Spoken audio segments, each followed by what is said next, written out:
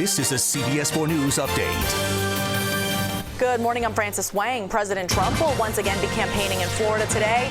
The president is waking up in Doral this morning. He held a town hall with NBC News in downtown Miami last night.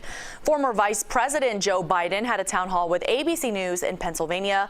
COVID-19 came up at both. The president was pressed about getting tested. The former VP talked about face coverings. Later today, the president will head to Fort Myers to talk to seniors, and then he'll have a rally in Ocala. More than a dozen people are recovering after a boat explosion in Fort Lauderdale. A total of 21 people were on a 41-foot well craft on the New River north of the Lauderdale Marine Center yesterday afternoon. That's when firefighters say there was a series of explosions. 13 people were burned and 7 of them taken to hospitals. One person has burns on more than 40% of their body. So far, no word yet on what caused this explosion. A major shakeup in the leadership of Broward County's jails. The 2 highest-ranking detention administrators now fired. Sheriff Gregory Tony has terminated Colonel Gary Palmer and Lieutenant Colonel Angela Neely. The sheriff says the firings are directly related to an incident last month when an inmate at the North Broward Jail in Pompano Beach gave birth while in custody.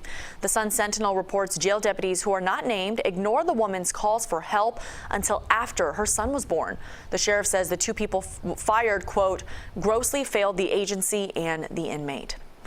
Caught on camera, a daring life-saving rescue on an FHP trooper's dash cam. Trooper Michael Souza was flagged down by a driver who saw an SUV crash into a guardrail on I-95 at Sunrise Boulevard last month.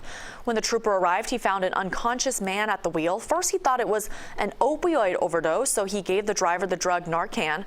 He then tried CPR several times, and the man finally responded. FHP tells us the crash is still being investigated, but the man is doing well this morning.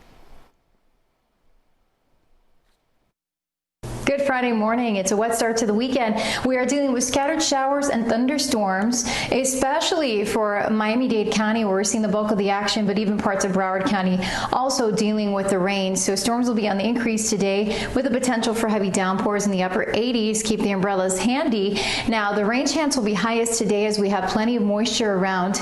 As we head into the weekend, we are going to see spotty storms, and highs will be seasonable in the upper 80s. Also breezy, as our winds will be out of the northeast tomorrow, 10 to 15, gusts to 20. As we head into Sunday, the breeze out of the east with gusts up to 20 miles per hour. So at times it'll be windy with upper 80s lasting through early to middle of next week. That's the news update for now. You can always find us on CBSMiami.com and CBS 4 News at 5, 6, 7, and 11 for all of today's important headlines.